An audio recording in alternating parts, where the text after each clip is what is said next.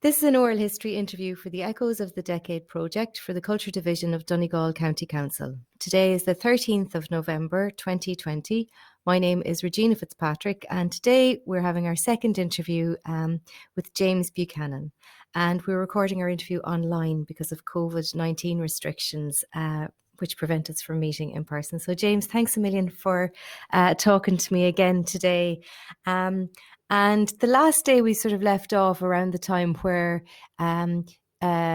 you were selling up the business, and we were starting to talk about your daughter moving into that business. So we might take it up from somewhere around there, wherever you're happy to take it up from. I think if I just start with the bit where I got the approach from Yes.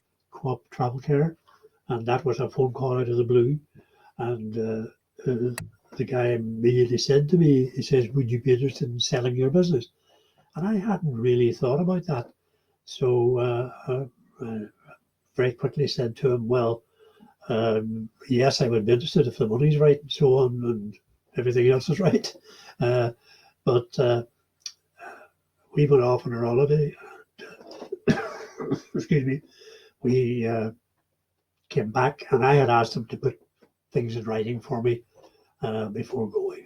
When I came back, there was a letter there, and it basically gave an idea of a starting place for negotiations, and we started negotiation.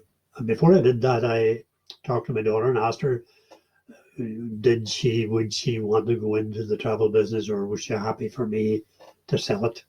And at the time, she had really no interest in going into it, so she was quite happy for me to sell it. And which these people then gave me an offer, which eventually accepted, and that was quite involved because I had to make sure there would be a job for me, and the staff were looked after and so on, and it was quite a major job because we had 25 staff at the time, and I had to make sure that every one of them were looked after. I didn't want a situation where I was just walking away and leaving them to fend for themselves. I wouldn't have done that. So it took quite a time, but actually on the 1st of November 1995, Co-op Travel Care took over, and they gave me a job looking after the business travel side on a 3-year contract. And of course I had a restrictive clause of not opening up in competition for a period of 3 years. So that all went well, and I had mentioned earlier on about the Consort Travel Group, which was a grouping of Northern Ireland travel agents which would met every month, and I was very much involved in that. But whenever a Co-op Travel Care took over, I had to resign from that because Co-op Travel Care weren't members of Consort. So I did that, and the other travel agent in the city in Derry, she was Laura Adair, and Gallagher Travel. And I said to her that she can now join Consort because we've resigned. So she did do that. And we continued to meet. Consort came back to me after the 3 years were over and said, "Would you do the administration for Consort?" And we never actually had an administration officer prior to that. Various members done various things. We had a treasurer who looked after the subscriptions and so on, and we had a secretary who really was the administrative officer, but there was quite a lot of work to do. So what they were saying to me now, when you're finished your 3-year restricted period, which was 1998, would you do the administration for Consort? And I sort of, thought about it from doing it. I thought, that'd give me something to do, something about which I know a lot about, and I knew every member, and it would be no difficulty doing it. So I started to do that, and that continued. Heather was still working in the Everglades Hotel, and not liking the hours. The hours are terrible in the hotel because she had different shifts, one of which started at 6 in the morning, one started at 6 in the evening. But anyway, we got to 93, and Laura O'Dare at one of the meetings approached me and said, "Do you know anybody in the group who might be interested in buying my shops in Derry?"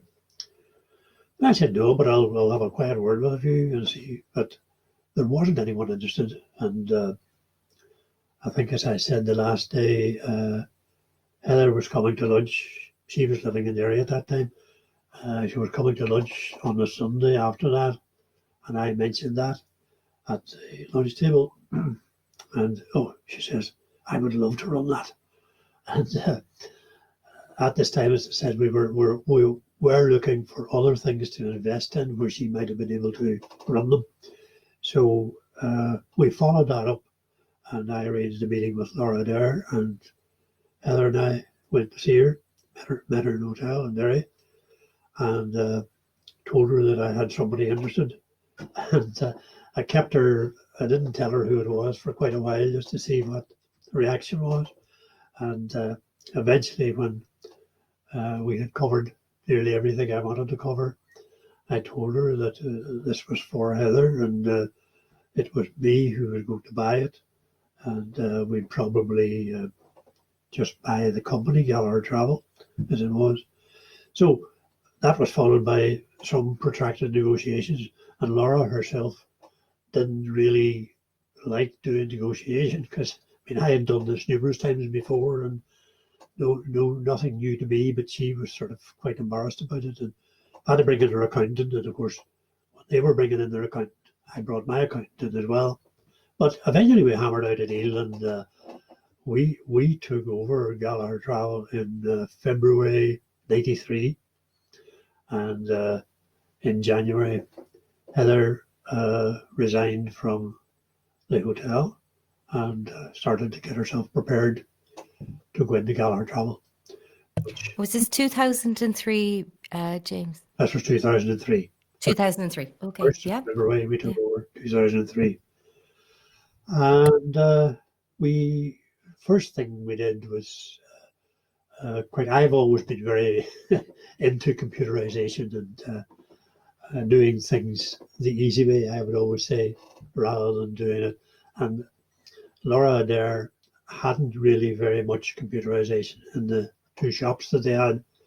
So that was the first thing we had to do. Change a lot of the screens to flat screens, and put in new printers and various things like that. And then a while later, we did a refurb of the both offices. Didn't spend a lot of money, but made them look a bit better. We refurbished the outside and so on. So that went on, and Laura still owned the shop in Strand Road that they were in, so we were paying rent to her, and it wasn't fantastic rent, but I was always of the view that you didn't want to be paying rent, you wanted to own it, because the amount that you were paying rent, you could pay a mortgage, and that's what I tended to do. But it became fairly obvious that she didn't want to sell the property. She had looked on that as something that was going to bring her in an income while she looked after her children and so on. So we continued on that, and then we got a 5-year lease and then an extension of that. And Co-op Travel Care were still in my shop in number 10 Strand Road, which was only 3 doors up. And they were about to renew their lease. They were supposedly renewing the lease. And all of a sudden, they didn't want to renew the lease. They were going to surrender the lease.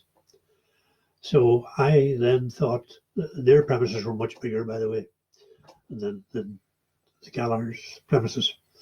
So I thought, right, here's our opportunity to leave that small shop and go into the bigger shop. And we had 2 floors upstairs as well in our own premises. So that happened during 2017. we totally refitted that shop at number 10 Strand Road, and put a big sign up saying that Gallagher Travel are moving up. And the sign man, he'd actually measured how many steps it was from the old shop to the new shop, and he put that on the sign, said Gallagher Travel are moving 53 steps up the street to number 10. A really big sign in the front of the shop.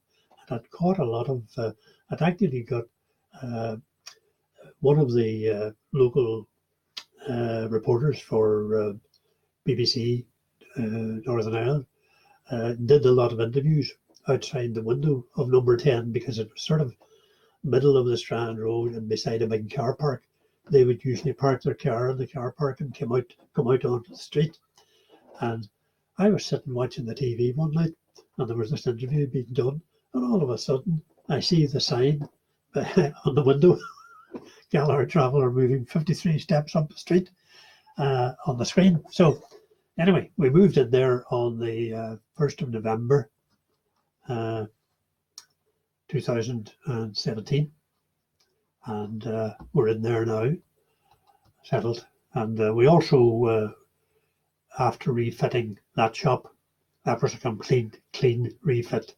We kind of, because we got the premises back from Co-op and just ripped everything out and did a completely new refit outside and inside.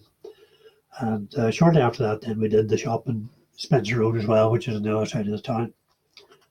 And those have been trading very well right up until this year.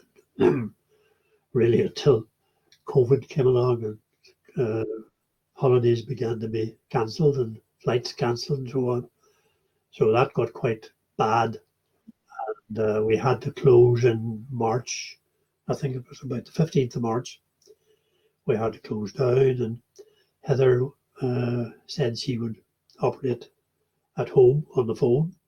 So we got the phones transferred to her home out here in Donegal, and she brought everything into our dining room at home. The guy that does our IT work, he fitted up all the computer. Well, she only needed one computer. I think she got two actually, and a printer. And then that's connected to the broadband line and the telephone lines, where the telephone lines we use are actually VoIP, if you know what that is, voice internet. And you can plug those phones into anywhere. There's an Ethernet connection. So she operated away, but one of the things I was a bit worried about her because she got up in the morning at home, got her breakfast, rushed her daughter out, and very shortly too the daughter was home because the school closed, and then she rushed her daughter out and then heads into the dining room, and she never lifted her head to the evening, which I didn't, her husband didn't like either.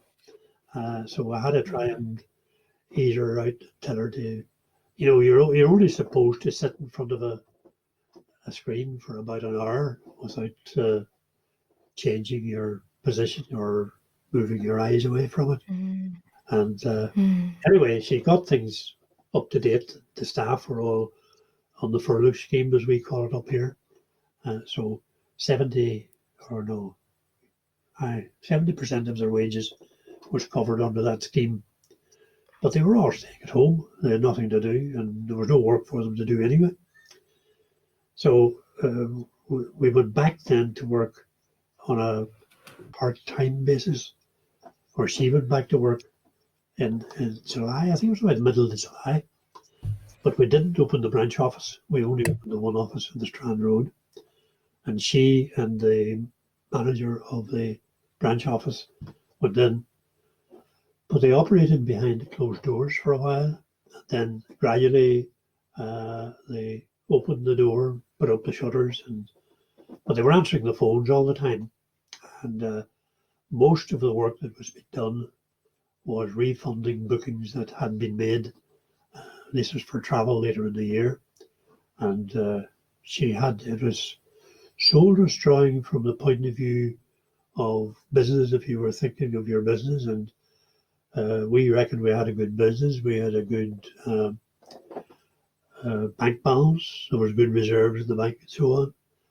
But during those few months, we refunded probably £400,000 or £500,000 back to customers because they were taking refunds. You see, didn't want to go.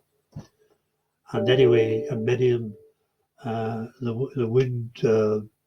would have been allowed to go under the regulations. So, and that's the way she's operating at the minute. There was a new scheme for the furlough scheme, as the UK government called it, came into effect there on the 1st of November, and we now get 80% of staff wages, and they only need to come in 1 day a week. So that actually suits Heather quite well. And but we have to pay their national insurance and we have to pay their pension contributions and so on. But it's better than it was. But we're still having to pay electricity and we're still having to pay the rates, and the overheads are still there. So I been keeping. I sort of check the financial side of things for Heather, and I check the bank balance every month, and the bank balance has been going down. Not maybe as much as I thought it would, but it is. The whole thing has made quite a chunk in that, which we never really thought would happen. But there we are, and we're sitting at the minute now, and it looks as though if this vaccine comes in, we get a vaccine by the end of the year. I would reckon that the flights to the Canary Islands and to Costa del Sol and maybe to Benidorm will start, and we'll get customers taking those because. But the other thing is now the customers have to have a test because they won't let you into Spain unless you have a test. So Heather is negotiating at the moment with 2 or 3 different organisations, medical people who will do these tests, and the best price we could get currently is about £70, and that's a lot of money for somebody to put on top of a holiday, which they were looking for a cheapy holiday at £250. Have to pay another £70, but you need to do it because you've got to get it's on. There's an app for it. You get it on your phone, and you can print out a certificate. And unless you have that certificate, either on your phone or printed out, you won't get into Spain, or maybe the hotel won't let you in. I'm not quite sure where it's going to be, but that's where we are at the moment, and it looks as though we could be back to business probably early January if the vaccine.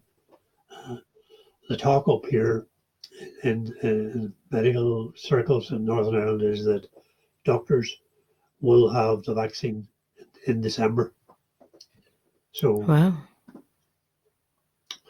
If that's the case, the flights start to move in January, February. That would be probably things picking up, and we could be back to normal maybe by March or April. And I would be happy enough with that. So that's where we are. It's an extraordinarily difficult time for that industry. Very difficult. It's the worst hit. Very difficult. Yeah. There hasn't been anything specifically for the travel industry. We have all these people who are talking about hospitality, which is the hotels and bars and pubs, and there's various schemes organised for them. But there's nothing for the airlines. Now, some of the airlines got loans from the government, but I don't know whether you've ever seen the British Airways planes parked at 2 or 3 different airports in the UK and England, and you're looking at hundreds of aircraft sitting there. And when you look at the value of each one of those aircraft and the loss, and the new boss of British Airways is an ex-Aer Lingus guy, an Irishman, and it's a real chronic job that he's got because they've lost billions. But anyway, that's not. Yeah. It's not. It's unprecedented adapted. Yeah, yeah, it's so massive. And I'm just thinking, you started working in the travel business in 1958. Yes. I'm sure you haven't seen the likes of this No, before. no. And the other thing that maybe I didn't mention, but we had to make, I think it was 4 people, we asked for voluntary redundancies. We had kind of worked out a plan that if we Mm. could get rid of 4 staff, we could continue with some of the rest of them. And we had a few older staff who we thought might take voluntary redundancy if we made the package attractive enough. So uh, what you've got to do, you've got to send them all a letter and saying we're going to look for voluntary redundancies. If you're interested in that, uh, write in, and we will look at your package and see what we can do. And we did that for, I think there was 4 that indicated interest. It might have been 5. I think the 5th one didn't follow it up. And that's a one-off payment, if you like. And it was the first time in 60 years that I really had to make anybody redundant. So it was quite a difficult thing to deal with. Heather found it very difficult. And I mean, a lot of these girls were her friends, if you like, and she'd been working with them since 2003. And we needed to get special a specialist in to guide us in the way that you handle it, because the problem up here, and I'm sure it's the same down in the south, that if you do it the wrong way, and somebody will take you to a tribunal, which could cost you a lot more money. So we had to make sure that we done all that right. But anyway, we've come through that now, and there's 4 of them have taken voluntary redundancy, which they don't get until after 12 weeks, so we don't have to pay it until January, I think it is. And the others are now on the new scheme, which one person comes in 1 day a week, and they're either doing training or bringing themselves up to speed on what's happening now, because the whole business has changed drastically since last March. And Heather is going in with the other girl who's been there, and they any day they would have 3, but what it's doing now, it's giving Heather an opportunity to get an odd day off and come home and be with her daughter, who's sitting at home on her own and Yeah, trying to do schoolwork yeah. online. And she contacted me yesterday in a panic, and she says the broadband has gone down, and our broadband here, because of where we're situated, we use wireless broadband, which is a company called Imagine, and it's not the Mm. most stable system. Air can't give us high speed because we're too far away from their fiber lines. So we had a power cut. Was it yesterday? No, Wednesday. We had a power cut on Wednesday from 9 o'clock in the morning to 4 o'clock in the afternoon. So she wasn't really able to do very much that day. So she had a whole lot built up yesterday, and then all of a sudden the blooming thing goes down, but it came back up again fairly quickly. But Good, it's good, part good. of life here. Part and parcel of rural living, isn't it? The broadband Well, I think issue. so. Yeah. I mean, we went through a stage way back when we were retiring. Would we move into Northern Ireland? Because we had used doctors in Northern Ireland up to that point, and we get free health in Northern Ireland. And when you balance it up, if I stayed at home and changed over to the health service here, at that stage you had to pay the doctor and all sorts of things. Nowadays, I can still, if you're over 70, of course, you get your doctors free, and I think you get your prescriptions free. But in the north, we get everything free. You pay for nothing, and it's the reason why a lot of people in the north are very they're not careful about prescriptions, the amount of pills they get, and some of the doctors give out prescriptions far too readily. And I would be, you realise that this stuff costs a lot of money, and you don't want it wasted. But anyway, the other thing was the question of our pensions, and would our state pension in the Republic be better than the North? Now, when we were talking about it at that time, it was, but it's not any longer. I would get now, I have an enhanced pension because of extra money that I paid into it, and I would get more than the normal pension here. And my wife gets a pension. And then we have private pensions as well, which are UK based, and really quite comfortably off. And that's why Jane is going down to Callahan's to spend money on things for the kitchen.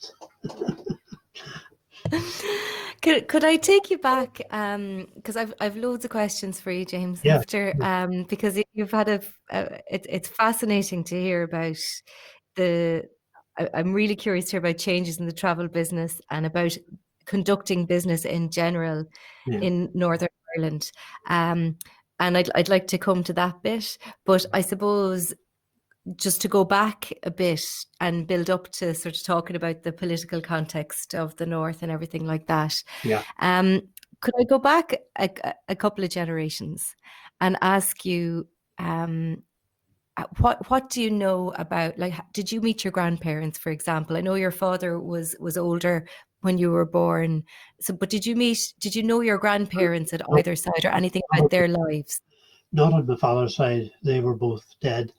But we had a granny, my mother's mother, and knew her quite well because once a week my mother would go up because they were doing the churn and they making buttermilk, and my mother went up there to give him a hand, and we would sit and talk to my granny. She was there. In those days, your granny was dressed in black and sat in the corner and didn't do very much, but she talked a bit. And I when I look now at the relationship that Heather had with her granny, and that Emily has with Jane, very close relationship. Our relationship with her granny was not like that at all. It was, to me, she was quite cold, but I'm sure she was very nice, but she just seemed that way. And because she dressed in black and stayed in the one chair, and you really only spoke to her when she spoke to you. So, but she was there in the background, and there was a few stories came. I mean, if you take some of the stories that I picked up was really about the Civil War time, the War of Independence, and what happened after the Easter Rising.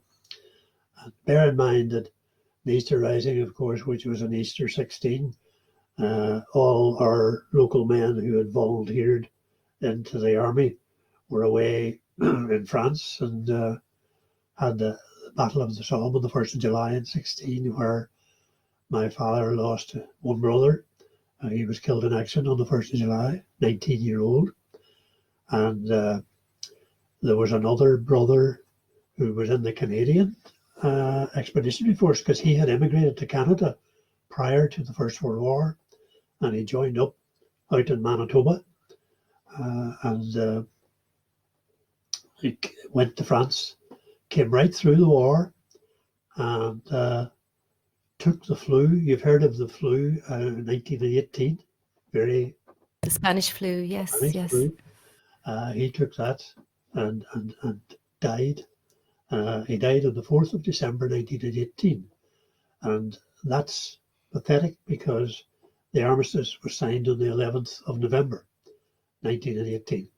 And I have a Christmas card that he sent to his mother, which he must have sent it in November sometime, and she actually got that Christmas card after she had got the telegram to say that he was dead.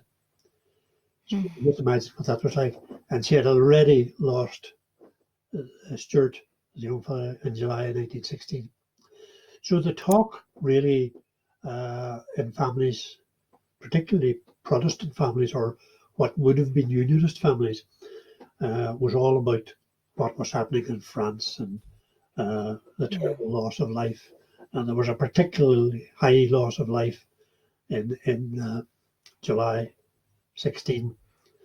And of course, a lot of people saw the Easter Rising as a kick in the teeth to Britain, which Ireland took their opportunity at the time, I suppose. And you know the thing when they say that Britain's difficulty is our opportunity. But a lot of people felt very sore about that. And it would have coloured a lot of families' view of Irish republicanism. And but of course it wasn't, initially it wasn't a republic, it was the Irish Free State. And one of the big things that people had to deal with was the border, which was set up. I'm not really sure what the exact date of that was, but I think it was about November 1921 maybe. But everybody was, and particularly the farmers, because the farmers here would have used Derry as their market and would have taken, I mean, my granny's family, they took the buttermilk into Derry and sold it in Derry around the houses. But all of a sudden, sometime in the 1920s, there was an act passed by the new Northern Ireland Parliament that anybody they couldn't bring from Donegal, and it applied in Monaghan and Cavan as well. They couldn't bring in produce into Derry, so the whole market was cut off. So they felt very sore. The other thing that I should mention is that you've heard about the Ulster Covenant, which was signed in 1912. Now I have a book which you can go into the records, public record office Northern Ireland, and you can find out who signed it, and in fact you can actually see their signature. So I was quite interested to see how many members of my family signed it, and then I found it was so easy to get this information that I thought what I would do, I would just check everybody at our church to see, and it was actually signed in our church hall. That was one of the local places it was signed. So I printed out every one of these sheets and I was able to go through and look at how or who signed. Now, you would normally know that anybody who signed that was a unionist, and they didn't want home rule. And but there were quite a few families, Protestant families, Presbyterian families, who hadn't signed at all. And they were what we would call home rulers. And there are a few of those, and I would be quite friendly with one of the families, the grandchildren of one of the families, and I would frequently ask them why, this man was a county councillor in Donegal, but he was a home ruler and didn't support unionism at all. So they thought that home rule was better, and in many senses I would have agreed with that if I had been living at the time.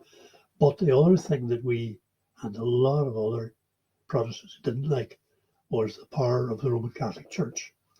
And in that time that we're talking about, the 1912 onwards and then the 20s, people did not like the idea of a government which was very much Roman Catholic. Presbyterians, one thing about Presbyterians, and I don't know how much you know about them, but you would be brought up to be independent of thought.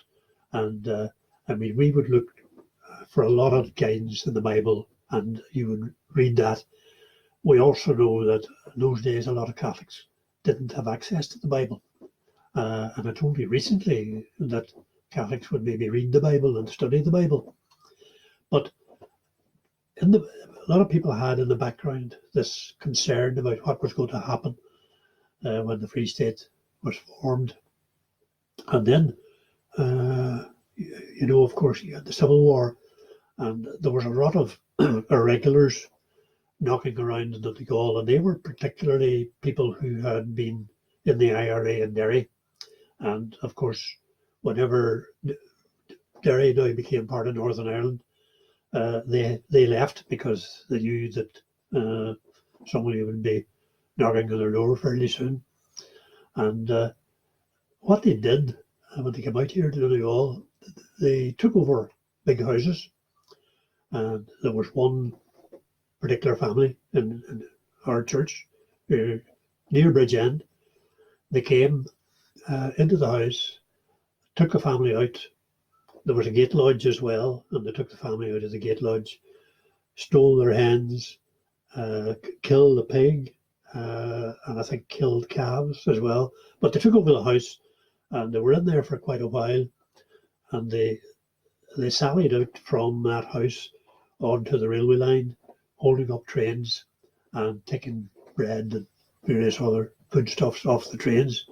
This was the Lough Swilly Railway, which ran from Derry to Buchanan or Derry to Letterkenny. And they actually called at my granny's house, and they wanted to get a horse and cart.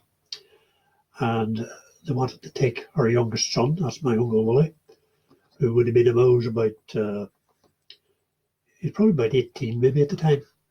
And she said that you could take, and they'd actually held a gun to her head, and she said, you can take whatever you like, but you're not taking my youngest son, and you're going to have to shoot me if you take him. You can take the horse and cart. And they did, they took the horse and cart, and but they didn't take any of the family. They just had to stand there and watch the thing going off. And of course they were all armed, and you really, they would have shot you as quick as they would looked at you. But and was this your mother's mother or your father's mother? My mother's mother. She was your mother's mother, Agnes Thompson. And Agnes Thompson. And where was she? Where was she They living? lived quite close to the border. Their farm was right up to the border, and I mean they could walk into Derry and Market Day, and which my mother frequently done on a Wednesday. You're only talking about, I don't know, it's supposed to be about 5 miles maybe, but as you know, people at that time would have walked miles, didn't bother them. That never bothered my mother either. She was very fit.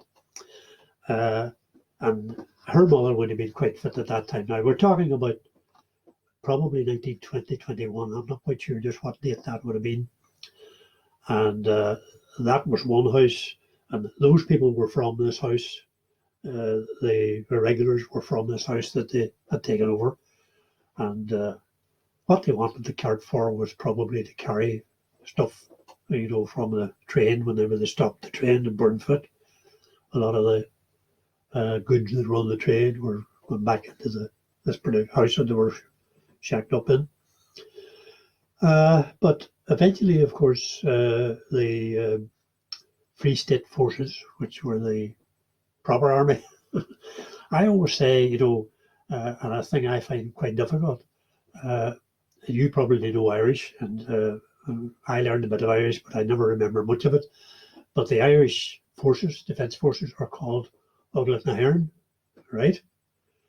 And that's what the IRA call themselves, Oglet na Herne, because if you go and visit your man's grave in Derry that died there a couple of years ago, Martin McGuinness, that's on his gravestone. He's a member of Oglet na Herne. So why does Ireland have a regular army and a private army? Anyway,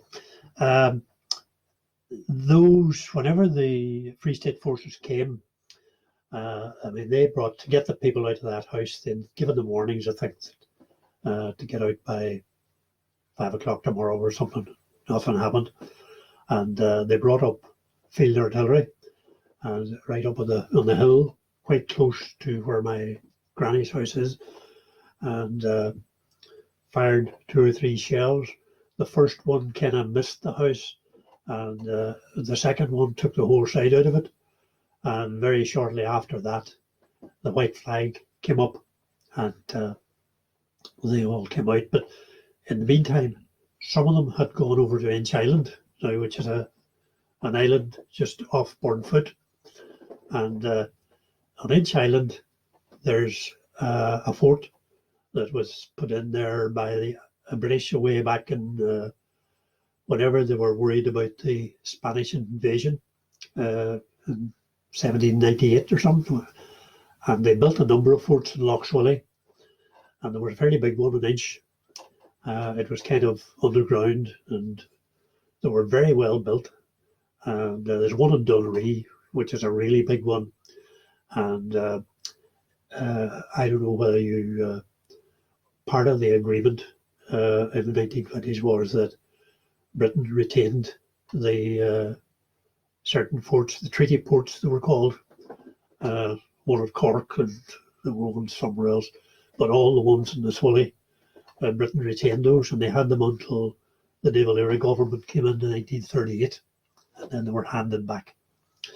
But these crowd of irregulars headed over to Inch and holed themselves up in that fort, and they held out for quite a while, and the regular army set up artillery at Lisfannon, where they could just fire across to them, or at Rathmullen. And but it would have been quite difficult for the regular army to attack it, because there was water on two sides, and they would have had to get onto the island and come in from behind. But it would have been tricky, and there would have been a loss of life. And I think what they decided to do was just besiege the place, cut off all supplies going into it, and eventually I think they ran out of food. And there was a few shots fired, but they eventually put up the white flag and surrendered, and that really shifted the irregulars away from our area, if you like. And what was the name of that house, James? The Skeg, big house that they had taken over? Skeg House, right. Skeoge. And the family Okay. out of it were Hattricks, Jim Hattrick. And recently I pay a subscription to the British Archive, newspaper archive, which is very interesting. And I'm getting so much information out of that. And one of the things that Jim Hattrick done when that sort of happened to you, he moved into Derry and bought a farm in Derry. And but he claimed, he had a claim against Donegal County Council for the damage to his house, the loss of animals that they slaughtered, and even the man that lived in the Gate Lodge, he had a claim in for his hens and for disturbing his wife. It was interesting, and they didn't get very much. I mean, the awards that they got were derisory, to be quite honest. But they moved on, and one of the results of all that happening was that a lot of members of our church left the area and went in to Northern Ireland. And one of the things that I'm studying at the moment is how many Protestants left Ireland to move elsewhere, to move Northern Ireland, or to move to the UK or wherever during that time. And there are 3 counties where a lot of it happened, and Donegal is one of them. The other one is Cork, and the other one is Leitrim. There was an awful lot of Protestants who were forced out in many cases by irregulars. And there were many cases. One of them I was reading about not very long ago, where the IRA guys went into the farmhouse and had a document with them, which had been prepared by a solicitor, probably under duress, and they wanted this man to sign. And what he was basically signing was to sign over his farm for a very small amount of money.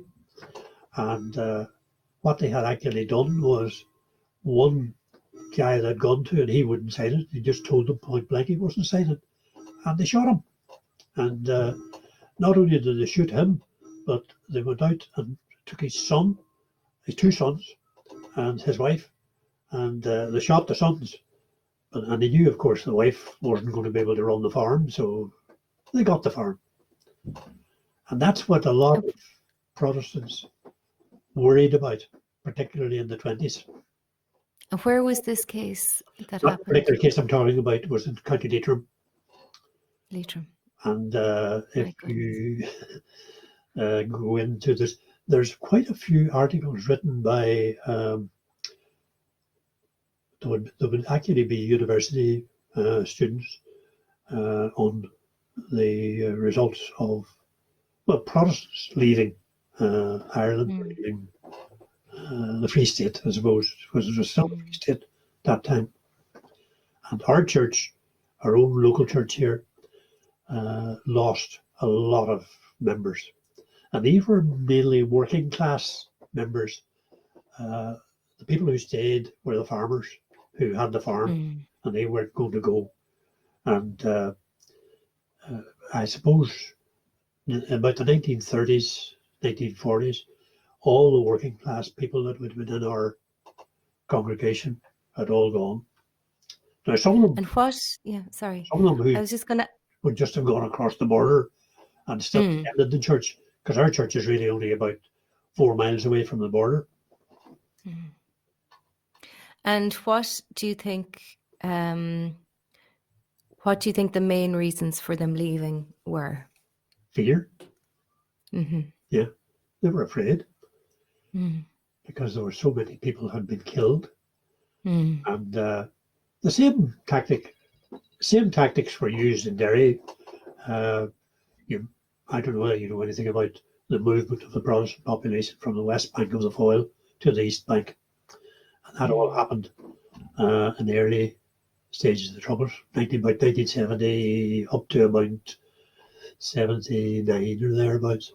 And there was a mass exodus of Protestants because they were afraid. And in the direct aftermath then of the War of Independence and of the Civil War, obviously, like you were saying, a lot of Presbyterian farmers stayed. Yes. What do you know of what their life was like, and how they experienced the new state? It was tough because agriculture at that time, prices were bad, and the other problem that we had was some of the workers were striking in the early days for better wages. Now, they were getting very poor wages anyway, and the reason for that was the farmers weren't getting good prices for their produce. There was no rich farmers about here. They were all hard-working farmers, and they all struggled, because I know, talking to my father and talking to my mother, talking to my granny, those years were a struggle, a big struggle, and there wasn't a lot of money to spare.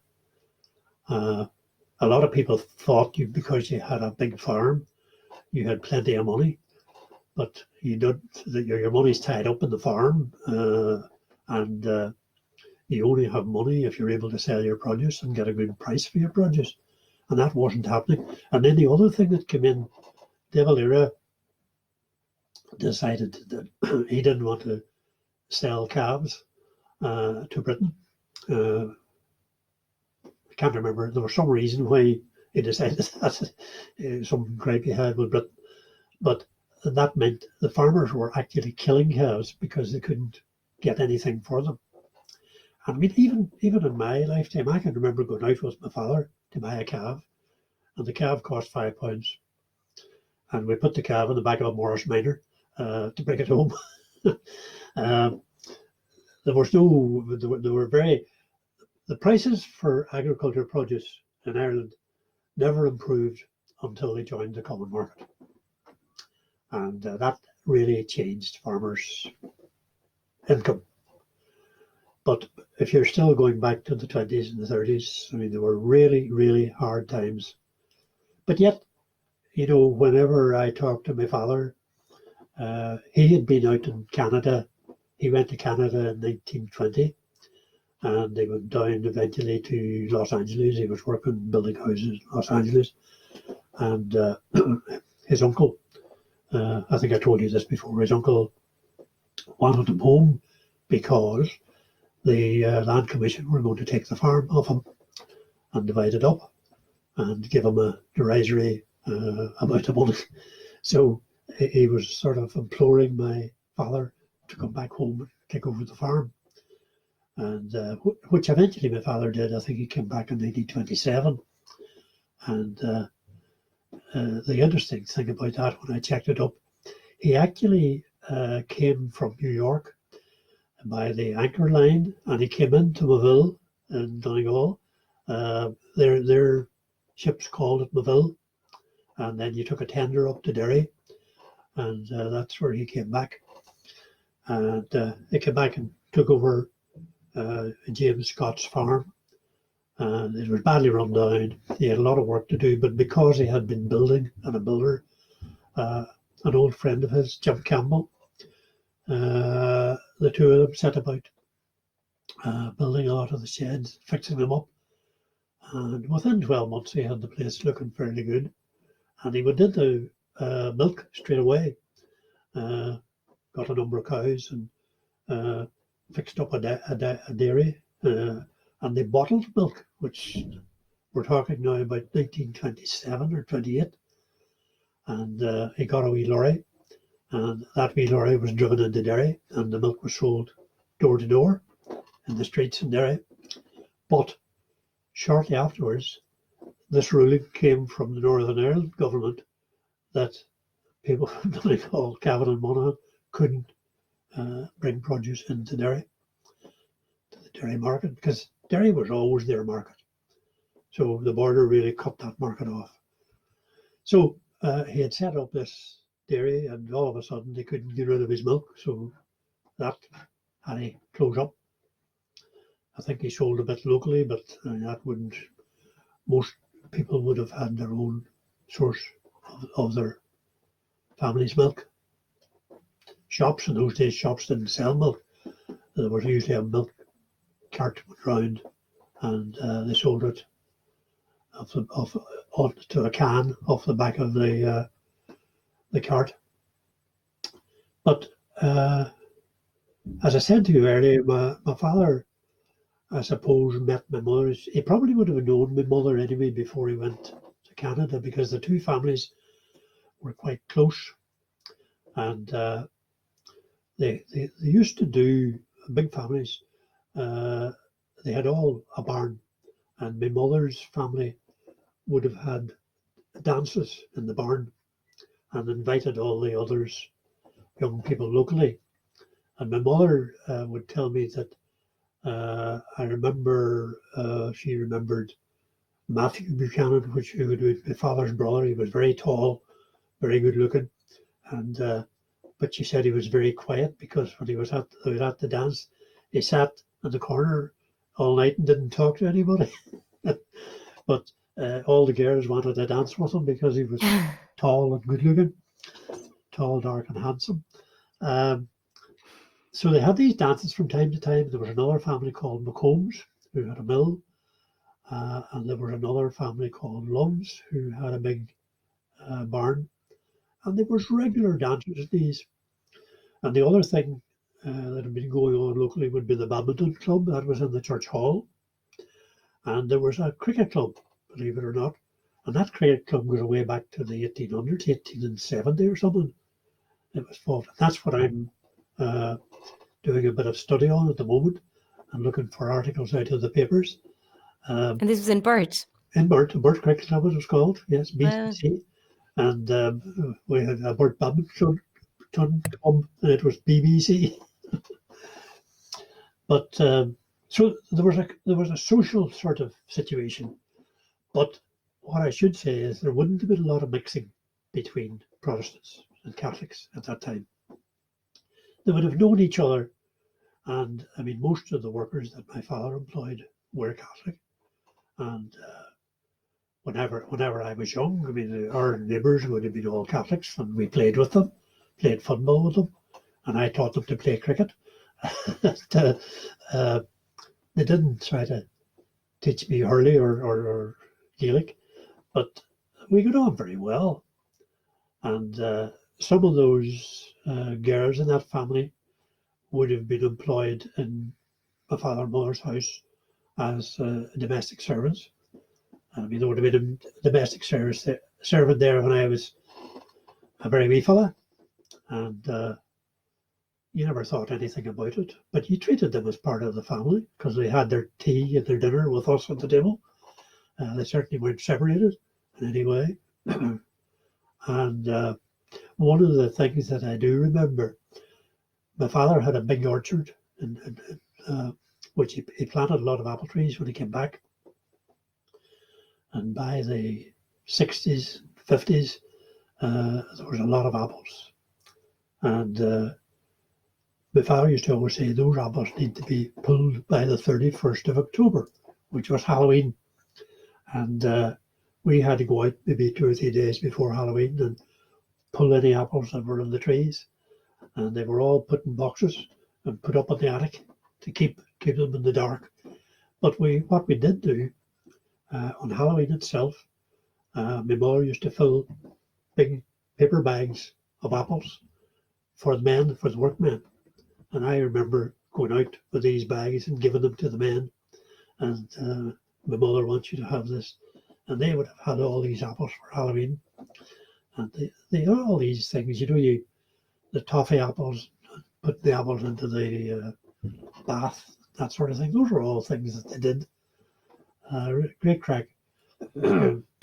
And if I take you back for a moment to you were talking about, I suppose, that the social and community life in the aftermath of the Civil War and in the new Irish state. Would you know anything about your father's childhood? I'm curious about how he grew up, and I suppose what his family were like, because so many of them, I suppose, ended up serving in the British Army in World War One. I would be really interested to hear about what that household was like, and what, I suppose, before this period of I suppose revolution happened, or the War of Independence, before this period, what the relationship was like between communities in that area. Relationships in Donegal generally were quite good. Yeah. There would have been certain things going on. I mean, one of the fields in my brother's farm is called the Hurley Field, and it was a flat field way down at the bottom.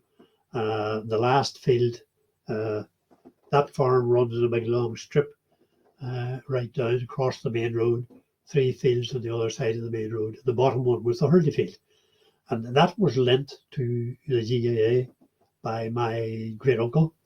Now, I don't think he charged them anything for it, because it continued after my father took over the farm until they then got another field, which was in the same sort of low-lying area, but further down near the chapel. But no, relationships in Donegal, I would have thought, would have been quite good. Most of the Catholic families would have either worked in Derry or worked to the farmers locally. And in Burt there were some quite big farmers, but I never would call them wealthy farmers.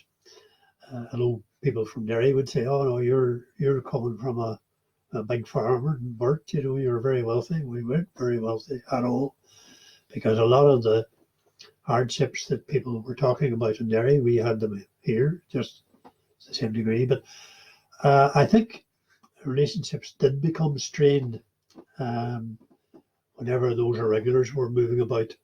And I mean, for instance, the other thing that they did in the Buchanan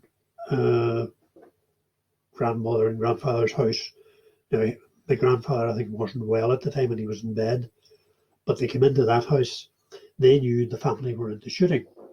My father shot, most of the young boys shot, they all had shotguns, and these guys in the IRA obviously got wind, and my mother and my father always blamed the maids in the household for passing on the information. Now, we don't know how that happened. They may have been threatened, for all we know, but they were able to tell them that there was guns in that house, and then the IRA set about. That was actually why they went to my grandmother's house, and there was only one gun which they took, and then they took the cart and the horse. And to a farmer, the cart and the horse was more important than the gun. But down in each level where my paternal grandfather and grandmother were, they raided the house, took everybody out of the house, made them stand against the wall, and asked to see where the guns were. Now, nobody had the guns, because in a house where you used the gun frequently, the gun was maybe beside the grandfather clock, or just propped up in a corner. And down in each level, I mean, I remember going down there, and you could maybe count 2 or 3 guns. Were all legal guns, there was no problem. But they lifted all these guns anyway, and took them. So, and they threatened the family, and people were very frightened about that, particularly women folk. And we really don't know what effect that had on them. And we have a lot of that today because, I look and I know a lot of people whose husbands have been killed in the Troubles in Northern Ireland, and they're living that, their widows are living with that trauma every day. One of the other things I think you should look up is the Altnavay massacre, Altna Veigh. Altnavay is in County Down, and there was an Irish minister called Frank Aiken. Does that ring a bell with you? Yes. I've lost your sound there for a minute. Oh, sorry. Yes. Yeah. He was the guy that was involved with the IRA and that, and they actually took a number of families out of their houses and shot them. And some of the IRA who were involved in that, this is what I didn't realise, because whenever the B specialists were set up in Northern Ireland, that's what Frank Aiken was trying to do. He knew that there was a lot of them in this Altnavay district, so he brought in this IRA flying column, and I think there was 3 or 4 houses, took people out of them and shot them all. But one of the fellas, the Protestant fellas, said to him that you'll get paid back for this. And a lot of the IRA guys who were with Frank Aiken were very worried about this because they knew that people knew who they were. And there was about 5 or 6 of the gang who actually went to America because they knew that sooner or later the B special or whoever they were with would come and get them because they knew who they were, knew where they lived. A lot of them were around Newry somewhere. But it's an interesting read, and there was one article that was written by somebody at Queen's University in Belfast who studied it. It sort of lets you see how Protestants have the attitude they have to the IRA, and it's interesting. How in the last election in the Republic, Sinn Féin done very well, and people I know, and they done very well in Northern Ireland as well, and people I know would vote for anybody other than Sinn Féin. Sinn Féin would be the last person they would vote for. They wouldn't vote for them anyway. And the same applies to a lot of Protestants in Donegal. They would see Sinn Féin as still being the political wing of the IRA and have no truck with them whatsoever. And it even, it's interesting. I mean, my wife, for instance, when Mary Lou MacDonald comes on, and the Deputy Minister in the North, Michelle O'Neill, Michelle O'Neill, yeah, Yes, yeah. just can't listen to them.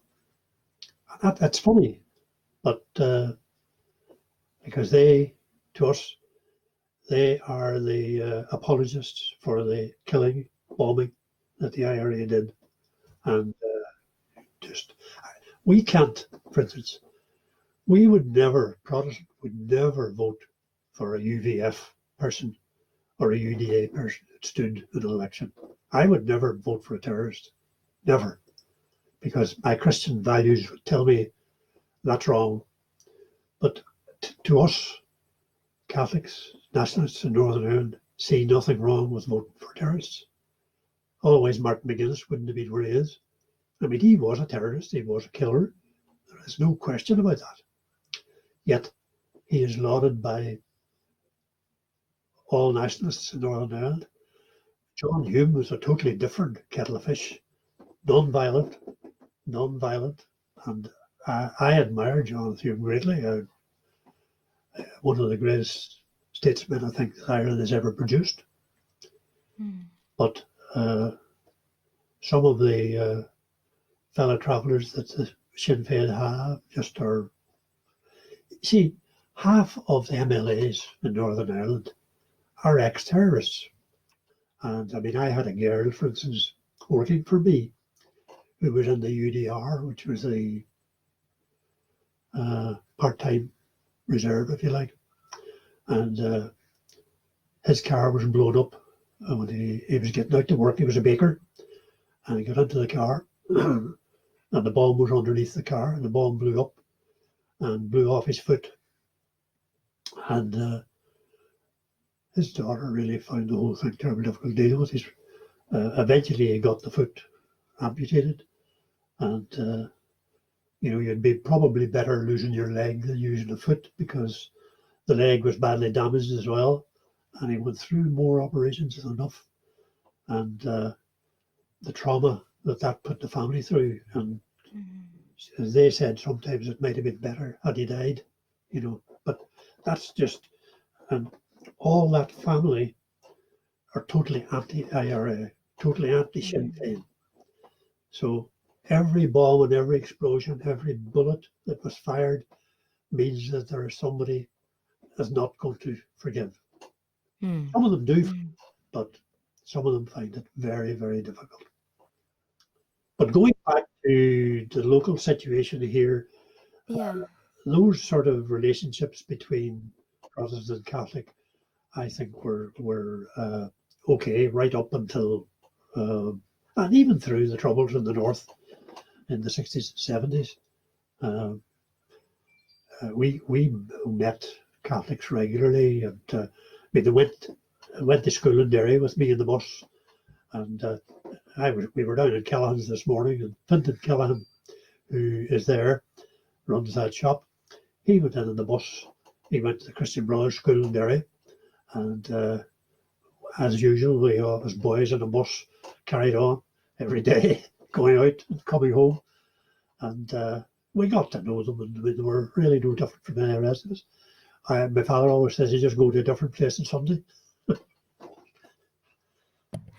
And I think that's one of the interesting things about all of this is, I suppose, looking at the changing nature of the relationships between communities and the changing nature of nationalism and of unionism between generations. Yes. I think that's interesting.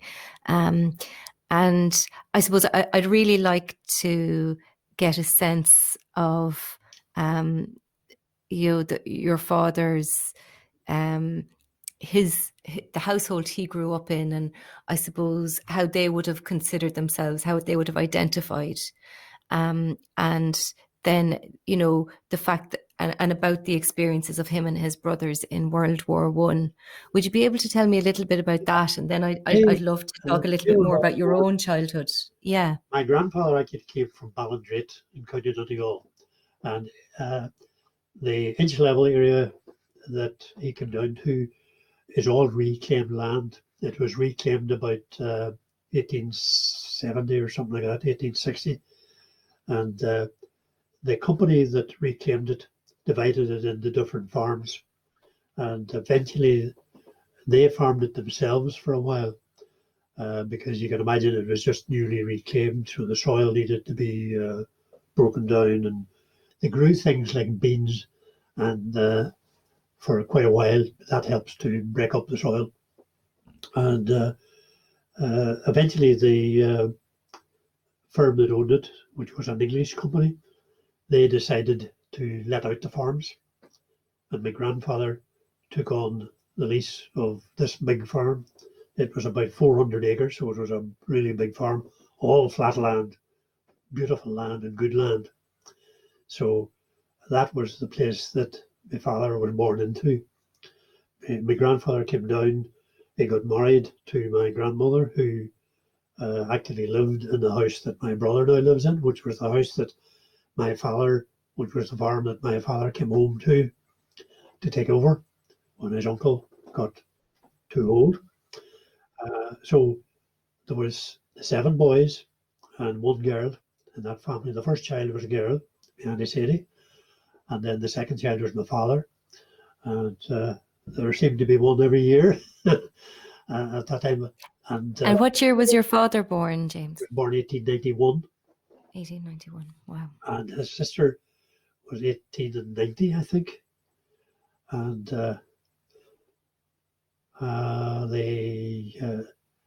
they would have had, there was a big, I can remember going that house, there was a big kitchen and a big kitchen table, and now they were all gone at this stage, but I'm sure that was the same table that would have been there in their time, and there would probably been room around the table for maybe 12 or 14. So and yet there was 2 maids worked in that house. They would have been Catholic, I presume. And there would have been a number of men that worked in the farm. They would have been a mixture of Catholics and some Church of Ireland, I think. There were about probably 10 men working the farms, because it was a big farm, so needed a lot of work doing. And but my father, you know that in the Irish sort of situation of going on to the next generation, the farm usually goes to the first son, and that didn't happen. And I always wondered why it didn't happen. And I remember I sat with my father the night before he died, and I asked him that question. And he said, well, you know, I didn't get on that terribly well with my father. And that was probably the main reason why I joined up in 1914.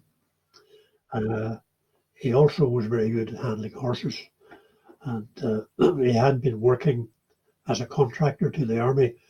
In the early stages of the First World War, the War Office would have been buying up hay and straw, because the means of moving things were horses and carts and horse lorries.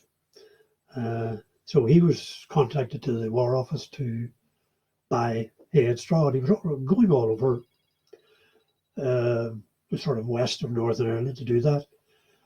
But during that time, I think he got this idea that, and there would have been a few of the boys who were in the UVF. Now, my father was in the UVF from 1913, I think, and they all sort of decided, you know, we need to go and help Britain here now, because we don't know what's going to happen.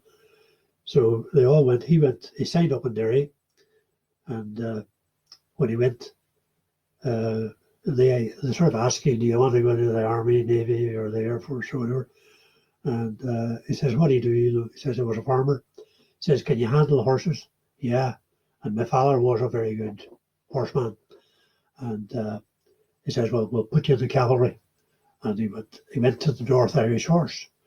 Now, at that time, the North Irish Horse were recruiting and training in the Brandywell showgrounds in Derry. So that's where he went to. And before the end of the week, he was training guys from Belfast and Ballymena and Coleraine how to handle horses and how to saddle horses and so on. which he knew. I mean, that was all second nature to him. And he loved horses. He could have a horse eaten out of his hand in minutes, you know. Uh, so he did pretty well in the army. And the other thing he says he liked about it, he says, I could go home at night if I wanted to. He could sneak over the wall, Brandywell, and get a bicycle and cycle home. And he get back in again in the morning and get back in again before the roll call was done. And he says the main reason for going home was to get fresh milk and his mother would have made him a nice bite to eat. Oh God, yeah, home comforts, yeah. Yeah, and I think they had, all the members of that family had a very happy life, really. And they were all God-fearing and church every Sunday. Church was at 12 noon every Sunday. And they could walk to church, it wasn't too far away. And my father used to say that in our church, which was actually rebuilt in 1895, 1896, if you weren't in your pew by 11:45, you wouldn't have got a seat. Now, it's a church capable of holding probably, in the early days, about 450 people. Nowadays, we'd be lucky if we get 50 in it. So the social side of the life would have been the badminton club and the cricket club, and there was a mother's kind of, I don't know what it was called, eventually became the Women's Missionary Association, but they met up during the week, maybe once a month or so. And but there would have been quite a lot of social intermingling of families. And my father's family and his next generation, that had been sort of my level, that would be my grandfather's grandchildren, when they got married, and they had children. A lot of them came to each other's houses, and they would have had parties, and there would be parties with music. And my grandmother, Buchanan, was a very good singer, and she played piano, and by all accounts was a very good pianist as well.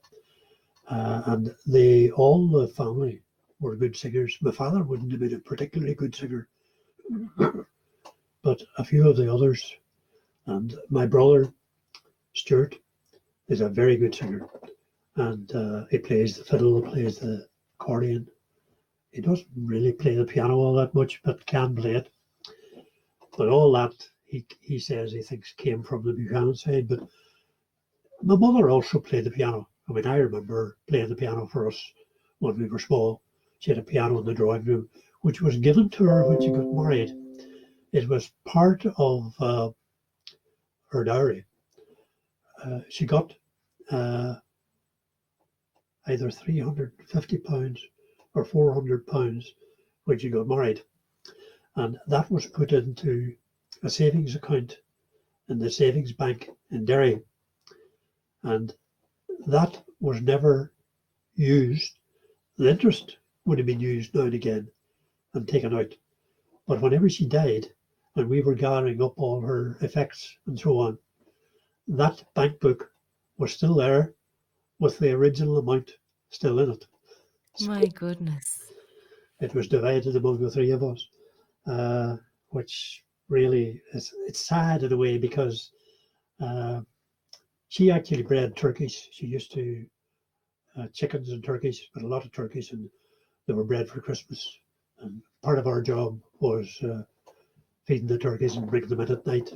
And then there would be an occasion where the guy would come along to buy these turkeys, and there would be a lot of haggling going on to reach a price. And then my mother would have a whole lot of money before Christmas, and there would be things you knew you were going to get a good present because she had this money. So, but she usually spent the money on things for the house. It wasn't sort of, she certainly never spent it on clothes. But she liked good clothes. But so the social thing between these Protestant families would have been quite good. And from time to time there would be jumble sales in the church hall, where a lot of Catholics would come and buy up any of the unused Protestant clothes, if you like. And those were quite well attended. I mean, I even remember those in my day. And then the cricket club, by the way, was a mixed club. It was not a Presbyterian cricket club. Probably most of the people in it would have been Presbyterian or Church of Ireland, but there were Catholics in it. A guy down the road from me here who used to fix bicycles. I used to take my bike down to him to get fixed. He was the wicket keeper, and he used to regale me with these stories about playing cricket, and he loved cricket. And a lot of them didn't really like to tell their friends that they played cricket, because cricket was a foreign game, if you were in the GAA, as was tennis. And that was another thing that happened in the 1930s. There was a new young minister came to Burt, and he was from County Monaghan, but he was really get up and go, and all the girls thought he was great, and he was a very good preacher and a great visitor when he went into the houses, and my father was very friendly with him. And one of my uncles, he was his best man when he got married.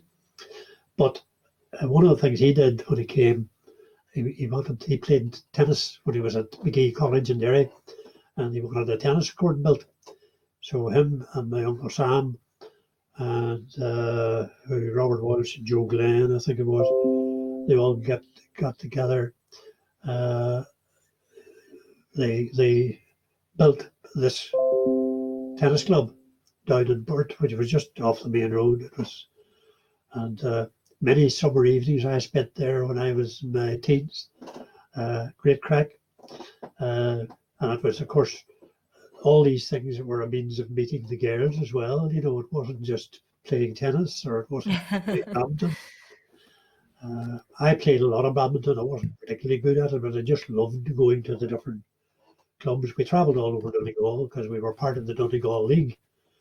And the biggest problem was getting them to start in time to get finished at a reasonable hour, because many's the time I came home from Dunlow at 3 a.m. and having to get up to go to your work at 8 o'clock in the morning. And I remember we discovered Pro Plus tablets. I don't know, you probably never heard of them, but they were kind of an energy tablet to give you energy. And I remember going to my work one day, having to take one of these every couple of hours to keep me going, because you were totally needing sleep. But great, and most of those badminton clubs were mixed as well.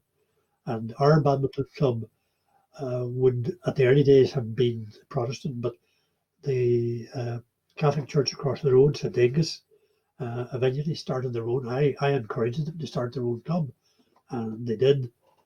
This would have been about, I suppose, the early 60s, and they had that running for quite a while, and they took part in the league as well.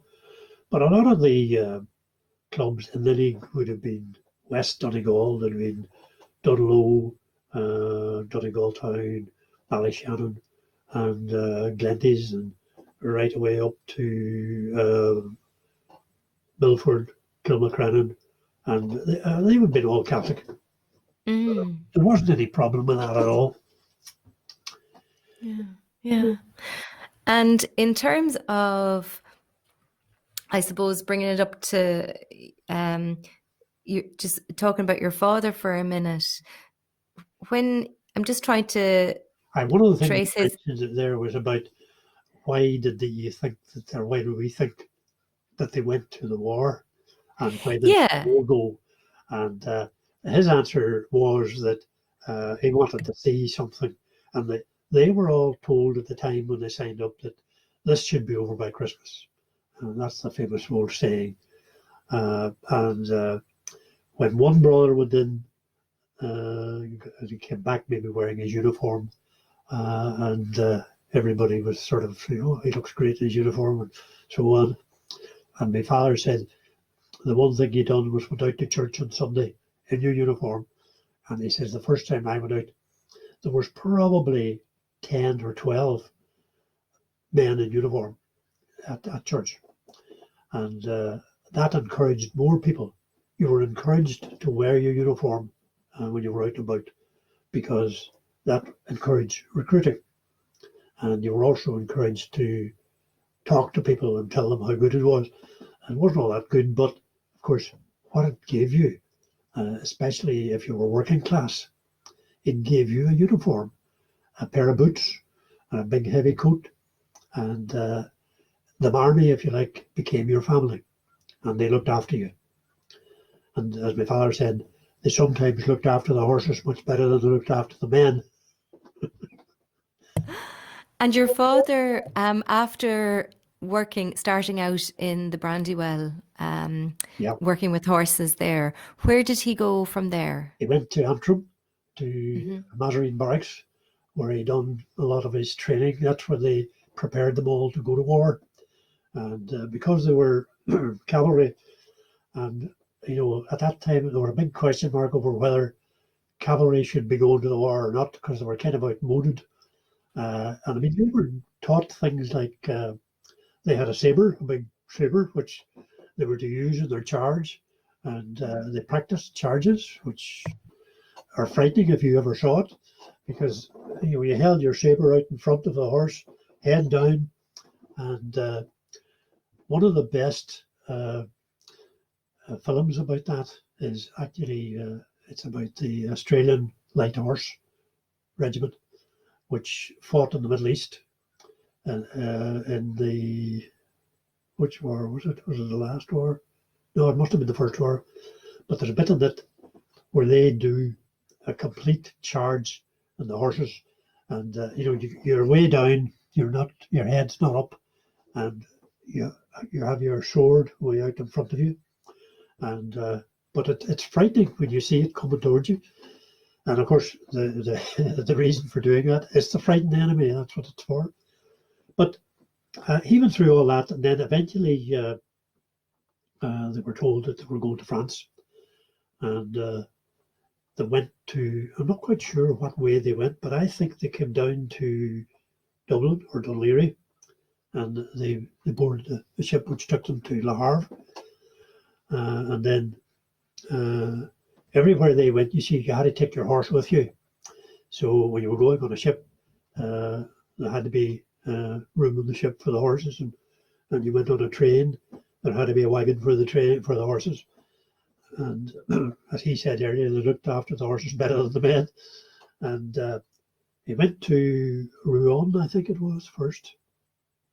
And this would have been probably late 15 or early 16.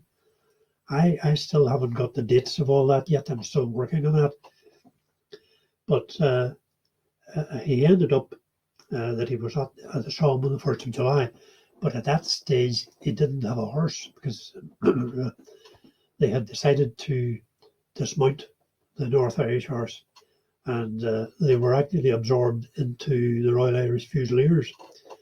So he was there at the Somme backing up the Royal Irish Fusiliers, but he was still wearing his North Irish horse uniform, and had all the weapons that they had, which was really only a rifle and the saber, but they had to give the saber up whenever they lost their horse.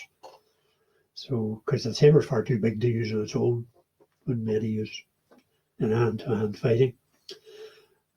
So he got wounded at the Somme, an explosion. He ended up in a big crater, and he reckons he was there for a couple of days, knocked out. He was eventually picked up and taken back to. He got quite a serious injury to his elbow, which had already been damaged sometime earlier. Now I think it may have been damaged at home, not during the war at all. but that's in his records that he went to a hospital in Leicester in England, and he spent quite a long time there. And that's why I think, an elbow injury is quite difficult, because I had a broken elbow. I had a mishap in France way back in about 1988, was it, or somewhere. I was disembarking off a yacht coming down the gangplank, and there were a whole lot of us on the boat.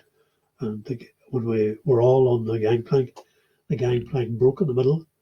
We all ended up in the water, but I was the first coming off, and I came down onto rocks and hit this elbow and smashed it totally. So eventually I had to go back home and have an operation in Derry, and I got wire put in the elbow to hold it together, and eventually had another operation a year later to take the wire out. That's not bad now.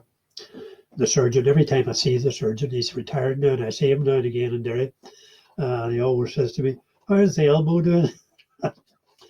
He always said to me, he says, "You'll never be able to straighten your elbow. You'll always be a bit," and he says it'll be a bit tricky riding a bike, but it wasn't really tricky at all. And the other thing he said was, when you get older, into your 50s and 60s, he says you'll have arthritis in your elbow.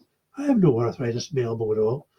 So, but anyway, that injury that my father got, I think, took longer to heal than they thought. So, and during the time he was at home, he applied for a commission because they encouraged anybody with a fairly long service. See, they were looking for new recruits, and they were looking for new officers, because the officers were all getting killed. In those days, the officers led their men in, so they were at the front. And if you were an officer, you were expected to lead your men and show by example. And that was ingrained into you. So we applied for a commission, and I have got the form where he applied for that. And you had to put down what regiment would you like to go into. And he put down the Royal Irish Fusiliers. Now, the Royal Irish Fusiliers, whenever his form went in, they came back and told him that he'd been accepted, but you're going into the Leinster Regiment, which was a Dublin-based regiment, really. And you're going to do your officer training in Fermoy, County Cork. So he spent his officer training down there. And one of the things that I learned, and I didn't know, and he never mentioned to me, was that there was an airstrip at Fermoy. And as his service goes on, he gets involved with aircraft. At Fermoy, anyway, there was a friend of his, by the way, Sammy Cole, who he knew. He got his officer training at the same time in Fermoy. And they were very friendly, and they didn't live that far apart here. So he had company there. But he made a lot of friends, and the Leinster Regiment was a very, what would you call it, gentleman's regiment, where the officers would be all the honourable this and sort of so and so. And my father sort of said that you felt if you were kind of a working class or son of a farmer, you felt a bit out of it. But anyway, you got on all right with them. And Sammy Cole got on okay as well. And eventually he was shipped to Portsmouth in England. And there's a fort there where the Leinster Regiment took over, and they spent some time there. And as far as I can work out, he only went back to France for a very short time after that. But during his time at Portsmouth, he was also studying aeronautical engineering at, what university was it? Somewhere near Portsmouth. Anyway, but he then eventually did training to the RAF, and because the RAF wanted men as well. A lot of these new young, well, they thought they were young officers, but my father wouldn't have been all that young at that stage, because in 1918 he would have been 27, 28. But he did learn to fly, but didn't really do very much. And you remember the war was over in 1918, and then they were all told, when your commission will end and when you will be demobbed. And he wasn't actually demobbed in 1921. He must have been doing other things, and I don't know what he was doing. But he came home for quite a while. He was at home for, I think, maybe half a year or so. And then he had a job for a while with the Department of Agriculture in Northern Ireland, based in Ballygolly. And that job had something to do with going around farmers, checking about what your tillage was and how many acres you're growing of barley and how many acres you're growing oats. Kept a note of that, and that had to be sent in to the Department of Agriculture. And of course, there was no held hand iPods or anything in those days. It was all in a notebook. And but he enjoyed his time up there, because he always talked very fondly about the people he stayed with. And there was some lady that he lodged with in Ballygolly, and she obviously treated him as a son. He said he was spoiled rotten. And it was then that he had got word that he was on an IRA wanted list because he had been in the UVF. And they were still active, of course, at that time.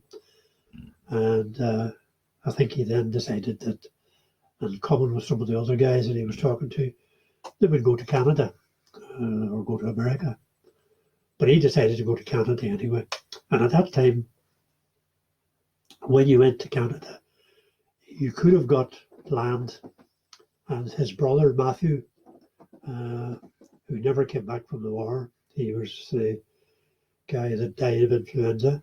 He had been out in Canada before the war and had got a wee farm in Manitoba, near a place called Peace River Crossing. And in those days they called it a section, and it would have about 140 acres in it. So he had that.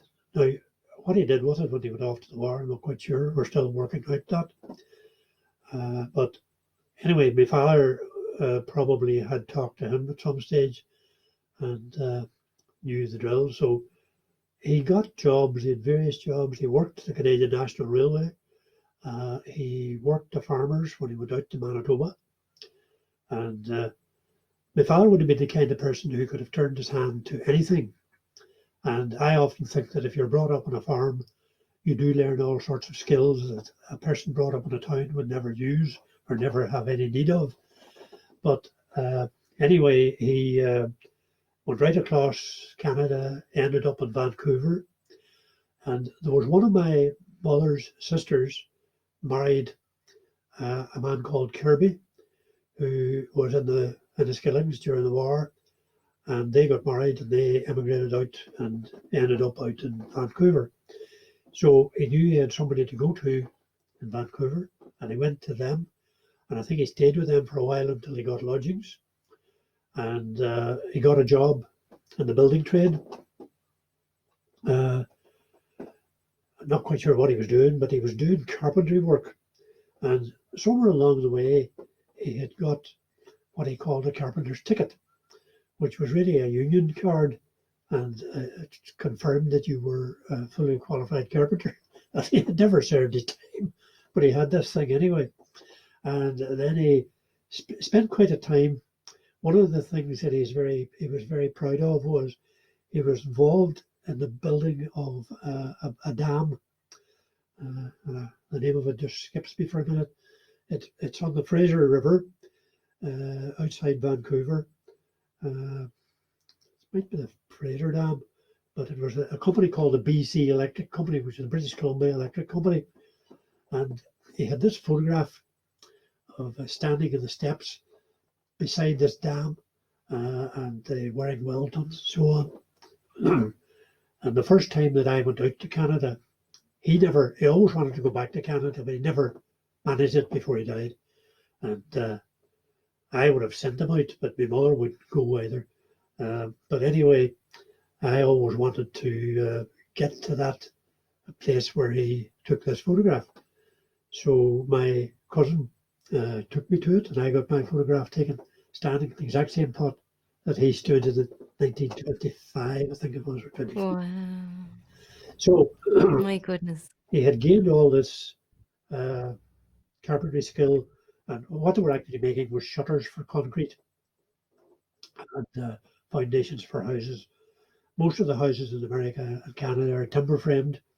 They can make the timber frames. That was a carpenter's job, and then there was a concrete slab for the base, and all the other stuff was put on top of it. But anyway, he heard word going around that some boys were going down to Los Angeles because the weather down there was much better.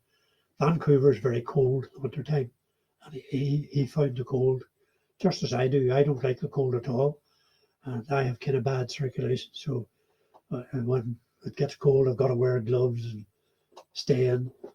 So he went down to Los Angeles, and again they were building houses, and continued doing quite well, and gathered up quite a bit of money. And that was then when he got word from his uncle that he wanted him back home. And I think he toyed with that for quite some time. So eventually he came back to New York and back on the Anchor Line steamer back to Mayville and Londonderry and back home. And then obviously started out on the farm doing a lot of renovations and a lot of maintenance work that should have been done years ago. And there was a guy working with him, Jim Campbell, who were great friends. They were friends when they were at school. And he was a Catholic, but they were great friends. And he put on, there was roofs that had to be put on the sheds, and there was a very dodgy roof on the dwelling house. The dwelling house was called Bridgetown. And my father always tells the story that there was a very heavy storm one night, and he had heard rattling going on up on the roof, and he thought he'd better go up to the attic and see what the situation. He says, I went out up to the attic and looked up, and I could see stars. There was no, the slits had all gone. The whole roof was off. So him and Jim Campbell had to get slates, and they got red slates, which were rather unusual at the time. But he had seen red tiles in houses in America and Canada, so this was quite unusual, quite a rarity in the locality, this house with the red slates, and it's still got the red slates on it today. Your father fought at the Somme, and your uncle died at the Somme. Yeah. Would you? How would your father have? He didn't beat him. Known? Yeah. Did he meet him? No, That's what I'm wondering. Yeah. In fact, I don't think he knew until sometime later that he was killed, because whenever somebody's killed, the first thing that happens, you get a telegram, and Stuart was missing. He wasn't. There was no body, and he has no known grave. So whenever we go over there, his name's on the Faithful Memorial. His name's also on the War Memorial in Derry, and his name's on the War Memorial in our church. But he has no known grave. And he wouldn't have known where the other brother was as well, Matthew. Yes. He was there too, because they probably found out afterwards. I know that was a pretty rough time for my grandmother, but my father said, she was a very tough woman. She wasn't big, but she was tough. And she got the telegram to say that Stuart had been killed, and the telegram only said that he was missing. And that goes on for some time, and then you might get the regiment might send something to you, just giving you details of what happened, that he failed to answer a roll call that evening, and that's what happened. But I mean, he was one of hundreds that failed to answer the roll call. And then I suppose she didn't know that Matthew had died of the flu or the pneumonia, it was. But she didn't know that until 1918, November 1918. And the other,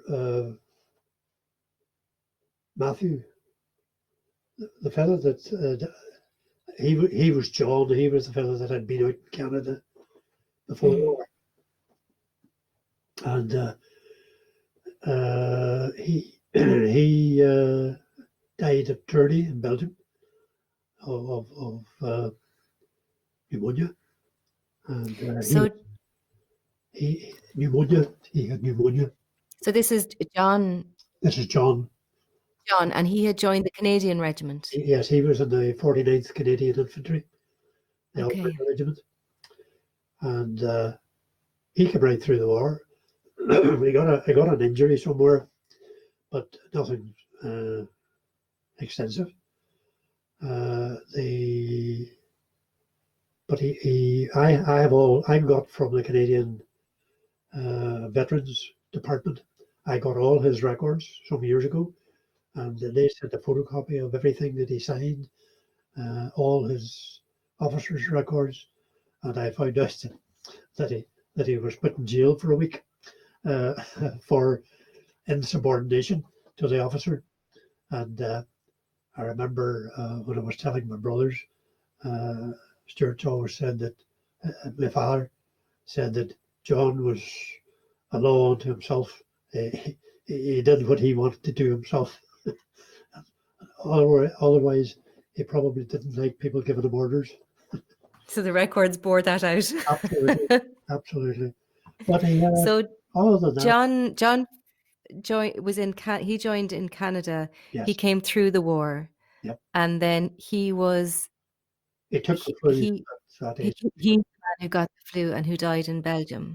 And the records show that taking the flu for 1 week, he developed pneumonia, which was the next week, and he was dead in 2 or 3 days. Oh, God. And you would have thought he would have been a pretty healthy young fella, and I'm sure he was, because I have a copy of the medical certificate that the doctor filled in whenever he joined up.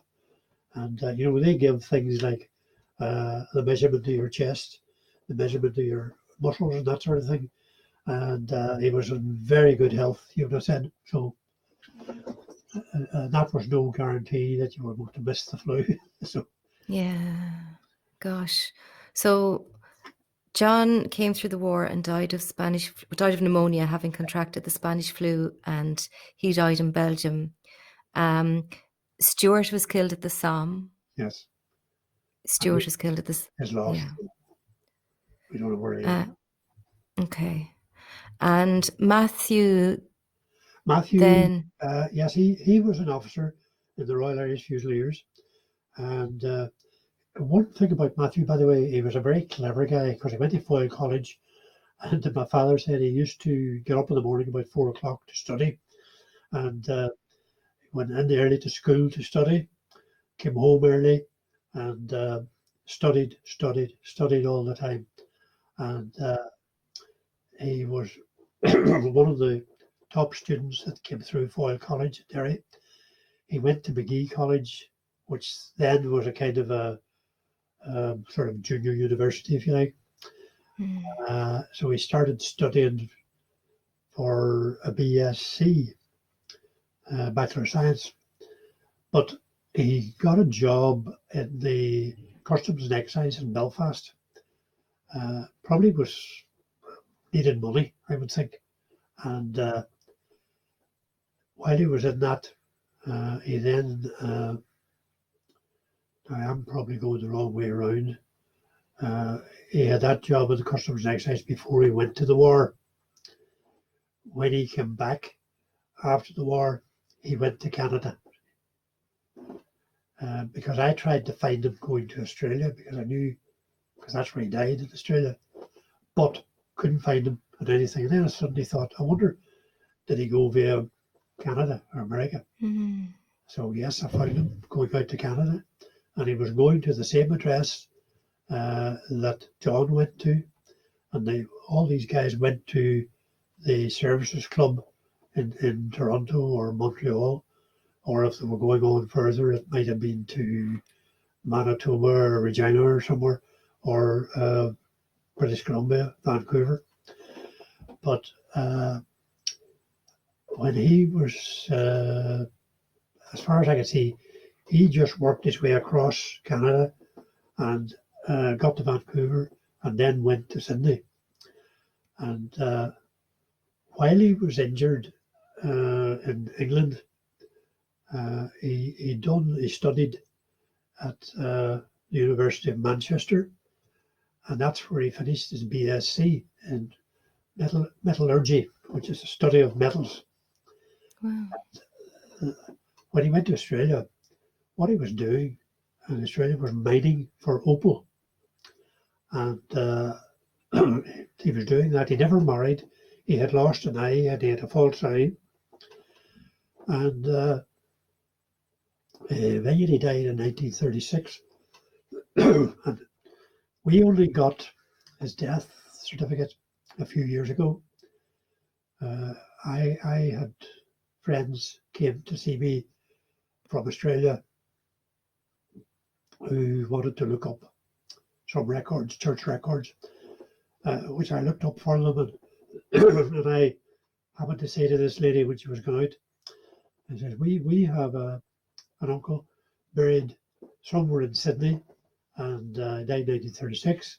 We don't know where he is, or I know he died in 1936, but I don't know the exact date. So she said, look, leave it with me, and I'll see what I can find out. Now, they went back to Australia, and whenever they went back to Australia, it was a period where there was a lot of fires, and they couldn't actually get back to their own farm for ages. Oh, God. And but eventually, about, I don't know, 6 months later, this big envelope arrived, and I opened it up, and it was all the records of Matthew, copy of his death certificate, and a photograph of his burial plot in Macquarie Cemetery in Sydney. And what was very sad about it was the burial plot was just a plot of grass and nothing, not a headstone, not a flower, nothing, grass. So in the meantime, my brother's 2 sons were out in Australia, and Clyde, the youngest guy, decides to go and see if he can find this, and he did find it, took a photograph of it, but he said the same thing to his father. He says, it's the most miserable looking grave in the whole cemetery. So my cousin Scott and his wife, his daughter lives in Australia, lives in Sydney, and they were out about 2 years ago, I think it was, and he came back to me and he said, I would love to put up a stone there to Matthew. And I says, aye, let's get together and chip in, and we'll all put up something decent and tell people about him, because he was a bit special. So we sat down and worked out the wording, and Scott's daughter, who lives there, she went and picked a stone, or we picked a stone off a monumental sculptor's website, and we just decided on wording and got the stone up, and the stone is now there on Matthew's grave. So it's something I'm very happy that we did. Yes, of course. Yeah, yeah. Oh, it is. It's so sad when you think of the extraordinary life that he had and that he served in the army. And Yeah, yeah, there was actually no record of that at all, and anybody could walk past it and they didn't know who it was. It tells us, I can't just remember the accurately the wording, but it says Lieutenant Matthew Scott Buchanan, Royal Irish Fusiliers, and it gives the dates when he was an officer and served, and born at Level, County Donegal, whatever date it was, died at Sandy Cove, Sydney, and whatever date it was, 1936. And can't remember just what there was a bit put on at the bottom as well. But I find those things very kind of moving. Yeah. It was like the first time that my wife and I went to France. There was a travel agent's trip taken out by a ferry company, and we were there as a group. And this particular day, we were told that we were going to Thiepval, and that's where the big monument is. And before you go into at the gate, there's a cupboard, a metal cupboard, and in that cupboard is a book which lists all the people who are buried there and all the people who have no known grave there. So I went out and started to leaf through it, and they're alphabetical order. So when you get to Buchanan, you're not very far in, but there was a whole dose of Buchanans. But first one came up was Stuart Buchanan, Level, Londonderry, it called it at that stage, and 1st of July, and it gives his number and his regiment and so on. And I could barely put that book down because I wanted to take a photograph of it because I just found it so emotional. And the reason was that, none of our family had ever been out to see that or to see these guys' graves. We were the first people to go out there. And that was probably about 92 or 93. And then my brother and I and my son and his son went out in 96, and we visited all the graves, and very emotional thing as well. Of course. But and what was your father's name? William. So he was William. Yep. So William, John, Stuart, and Matthew. Yes. Well, there's another two. There's James, who he stayed at home at the farm, and then there was the youngest boy, he was Samuel. But you also have Stuart, of course, he was the second youngest. Yes. He was only 19 when he was killed. My goodness. And Samuel was presumably he was too young. Probably about, I think he was born 1900 or maybe 1901. So he'd probably been about 16 or 15 maybe. I'm wondering how, that's three members of the family lost, gone. You know what I mean? Gone, and how, I suppose, what it was like for your grandparents at home. Yeah. And my father used to say that my grandmother, she always knew, that she had all these sons. They weren't all going to stay. She knew they were going to go away. And if there'd been no First World War, they probably would have gone to Scotland or England or the States or Canada or Australia or somewhere, because there wouldn't have been a living for them. The farm might have made a living for two, but certainly didn't for all those. It's the same thing with me. Like there were three boys in our family, and I'm the middle boy. And I always knew that my older brother would probably take over the farm, and I and my younger brother Stuart would have to find our own way. And I didn't really want to do farming anyway. I loved it in the summertime, but I didn't think it helped much in the wintertime. And all the muck and cold and whatever. But my younger brother Stuart, he was sent to Foyle College. I think my father thought that he would go into the bank or go into something like that, but he didn't. He stayed at home on the farm, and eventually the farm was left to both of them. So they run it as tenants, what's known as legal terms as tenants in common. And in my opinion, not a terribly good arrangement, because it means that they have to agree about everything. And as you know about what happened in County Cork recently,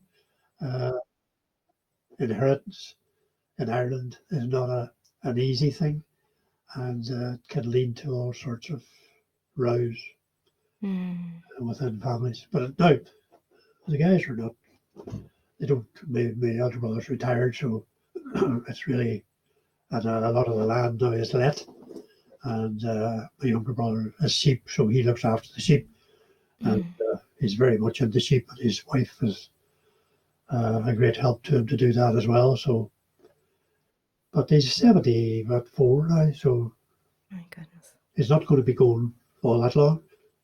I always said it's time to be. He had a stroke earlier on this year, and the first day I went up to see him, I said, you know, you'll have to get rid of some of those sheep. And his two sons who were out in Australia, they came back to see him, and they sort of give his mother a hand to look after the sheep. And that was the first thing they were saying to him too. You know, you're going to have to cut down these sheep. And they started to sell some of them and so on. But he always told them, and he told his wife he had 200 sheep. But whenever they went to count them, when they came back, they found there was 400. So they sold quite a lot, and he's cut them down. But he bought, about a couple of months ago there, he bought some new breed of sheep, and he's going to sort of breed these, him and his wife. She bought, I think, the ewe, and he bought the rams. So he has them all set up down at the house there. Wow. So yeah, he spends a lot of time at his music and research as well. He researches an awful lot on the internet. No, I think the boys in that generation would have known, you know, that we're going to have to leave home sooner rather than later. But, you know, I suppose they thought they would come back. I have additionally some photographs of them back at its level, and they're all in their army uniform. Oh, wow.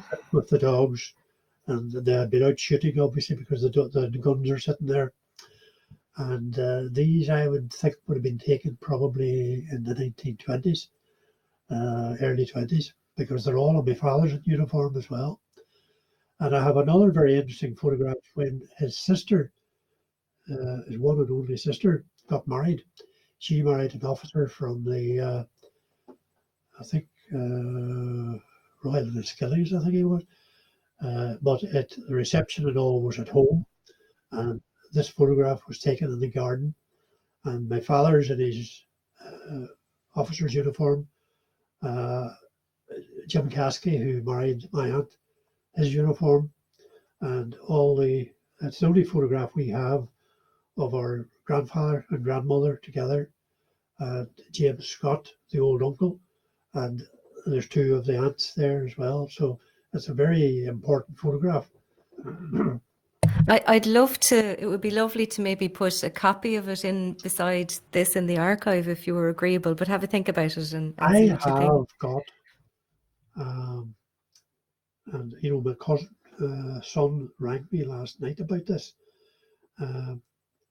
He was the one that found the page out of a Bible.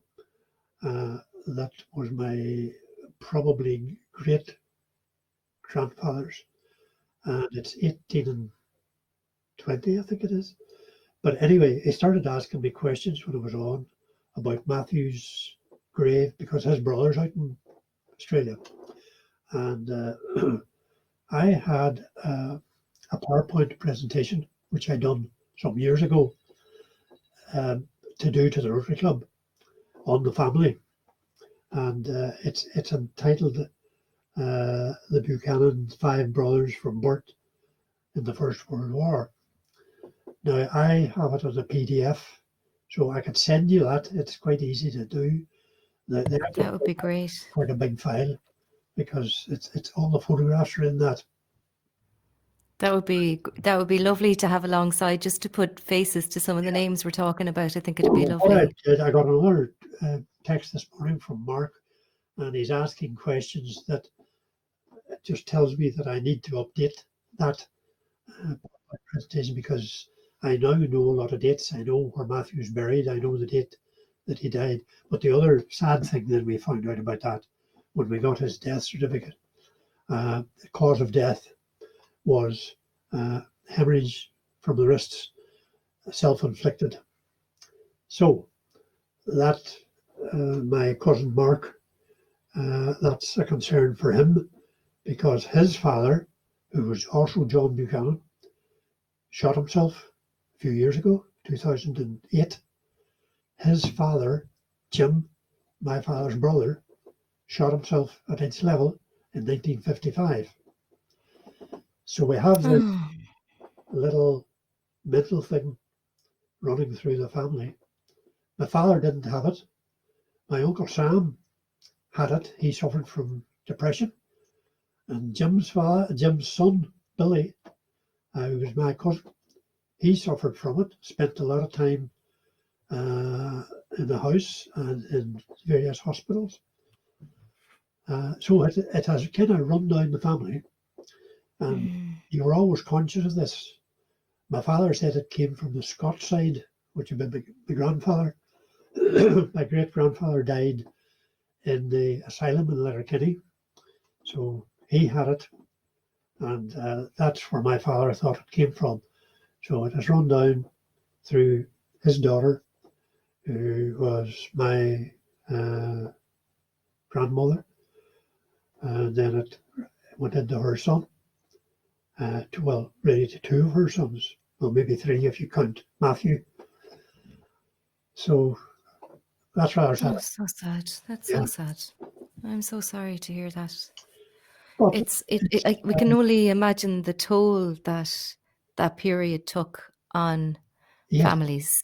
my Granny Buchanan, that whole thing, and then going through the War of Independence and the Civil War, and the problems that they had with the IRA irregulars, and a very worrying time. And she died. She didn't die until like 1936 or 37. And when I read her obituary, which I found in one of the newspapers, that she died very unexpectedly, because they said that she had been in good health right up to, and had been at the General Assembly of the Presbyterian Church in Belfast the week before. So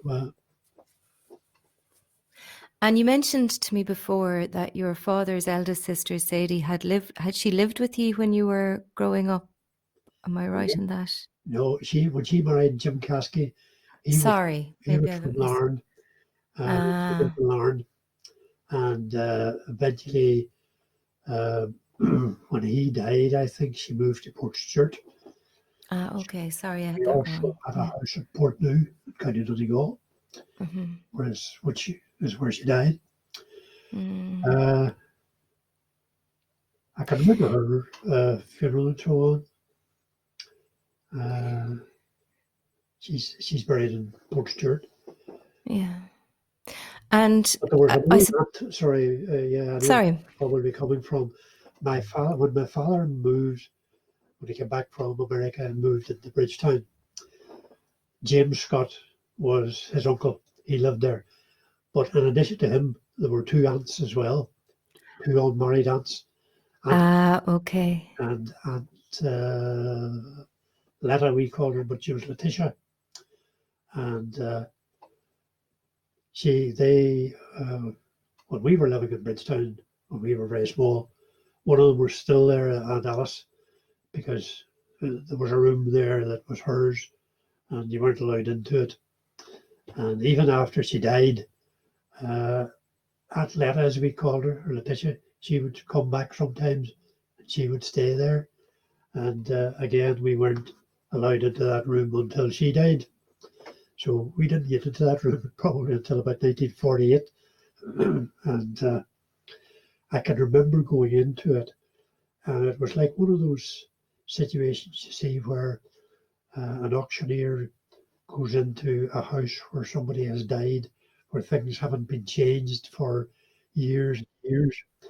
And the first thing we saw was this table, a round table, with a cover over it, with wee dangly bits hanging down, very old-fashioned looking, and a gramophone with a horn on it in the table. And there was a whole lot of things in that room like that. And of course, my mother then had to clear all that stuff out. But there was quite a lot of stuff that my father kept because he wanted to keep those things. He was a bit like myself, he was a hoarder. But no, very interesting because it actually showed you, and even the wallpaper, the kind of the wallpaper was all old-fashioned wallpaper. And the carpet on the floor was very old-fashioned, and it wasn't a full carpet. I mean, nowadays you have a fitted carpet, goes right to the wall. In those days, carpets were only in the middle of the floor, and you stained the area around the edges. And that applied in the drawing room in Bridgetown as well, and in the dining room. So, you know, that was what they were like whenever my mother came down there. Mm. And I suppose moving a little bit beyond the period then into your own lifetime, and we talked a little bit about your childhood and about going to school and about some of the social things that you would have done. What was your, I suppose, in terms of like being Presbyterian in Burt in, you know, the 1940s and 50s and 60s, going up along, I suppose what would your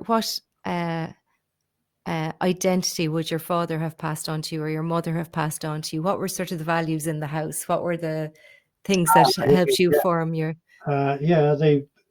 the Britishness, if you like, although it had all the stuff that was passed to us had more probably to do with Christian background and Christian Presbyterian background, and all our teaching would have been, well, either through Sunday school or through day school, because all the day schools that we would have gone to, even in Derry, there was quite strong emphasis on religious education, and that would have been Protestant. It wouldn't have been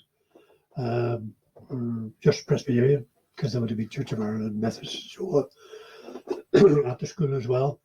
But everybody knew round about that the Buchanans are Presbyterians. So, but you know, every other farm in Burt belonged to a Presbyterian anyway, so it wasn't unusual. And when you were going out socially, I suppose we didn't go to, I would say ballrooms, but they weren't really ballrooms, or dances and things, socials, and that would have been in the 60s, and they would have been quite mixed.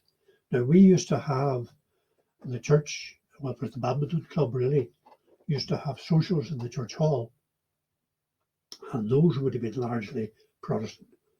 But as time went on, nobody worried too much about who came, and there would have been Catholics that we knew would have come in as well.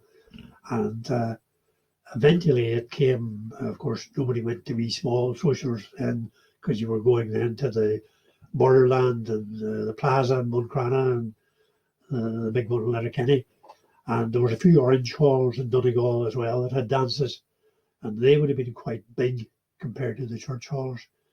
So there was a famous hall in Rafo, and that's where we would go. And Jane and I, when we were courting, we would have gone there frequently. But we didn't go to pubs before you went to the dance. You would have gone into the dance, and you might have bought a mineral, a bag of crisps, and that was it. And nowadays, of course, they go and, as they say around here, to get blattered before they go to the dance. So, and we would, I suppose, always have been brought up to watch out for the temptations of drink. and I was going to say girls, but my mother talked to us at various times about that. But we would drink, my father, while he would have taken a whiskey and so on, probably only at Christmas, and I loved this whiskey, but he never drunk to any great degree, and used to smoke a bit, and for a time he smoked a pipe, but we were all brought up not to smoke or not to drink. Now, I would take a drink now and again, but I'm what normally my cousin tells me I'm a social drinker. But I think even that's stretching it. Probably the only time we would drink it is when we go on holidays to Tenerife, or after dinner at night, or we might have a wine with our dinner or whatever. But we don't drink to any great degree. My wife doesn't drink at all. And we have brought up our children rather the same way. And there's a certain, I don't know whether you've ever heard tell of the Protestant work ethic. My father would have been very much into that. And there's one of the women that used to work to the Gallar travel business that Heather took over. She said to me one day, she was a Catholic, and she said to me one day, we were doing something, and she said, "That looks more Protestant looking." I had never heard that before, and I said, "What do you mean?" She says, "Well, when anything was neat and tidy, my mother this is her mother, used to say, that's more Protestant looking." So, if you do something well and it looks well and you look well, it's more Protestant looking. There you go. Yeah, yeah. And in terms of, I suppose, one of the legacies of that period, 1912 to 23, was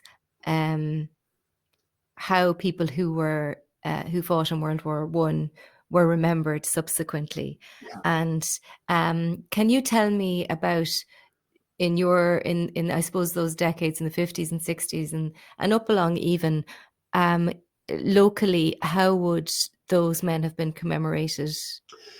Well, most of them were only commemorated in the memorial plaques that were put up in their churches. Yes. Because, I mean, we had Catholic neighbours who served in the First World War, the Rileys, and they have no memorials at all. But you've heard of Paddy Hart. Yes.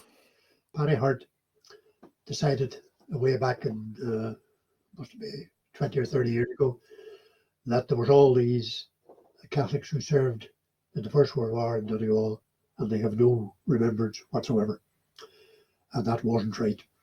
So he gathered a committee together, which was made up of Protestants and Catholics.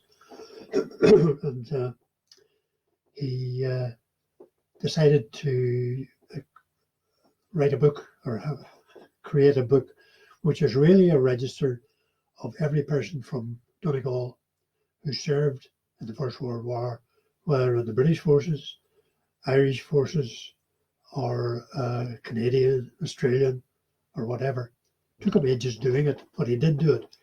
And then he, at this time, I talked to you earlier about Dunree Fort, which is down below Buncrana, and that was opened up as a museum, and a lot of information in there. But he decided that that would be a good place to put up a memorial. It's a museum, it's a place where tourists come to and put up this memorial. So they got all these names put on various black slabs, and they were put on a wall down there, and all the names from Inishowen, the only Inishowen, are on down there. But, all the names are of the people. It's called the Donegal Book of Honour. Yeah, there's a whole lot of things that I have views on, and things that, and that probably goes back to what our forefathers had to accept in the 1920s. Yes, yes. because they were faced with there was a local officer here who served in the Royal New Zealand Fusiliers. He was actually in the same regiment as my uncle Stuart, and he got a DSO. He was killed at Messines. A very well-educated young man, and had been at a very good school here in Donegal. And I have copies of the letters that he wrote to his mother, and they're really very well. You realise what these boys were thinking when they were out there. He actually talks at the end of after the. There's one letter that was written after the Easter Rising had happened, so it was probably sometime maybe April, May 1916. And he's talking to his mother, saying that we may have to accept things in Donegal that we wouldn't have accepted 10 years ago. So he would have been in the UVF as well prior to the start of the First World War. But he was smart enough to know that we were no longer in the majority.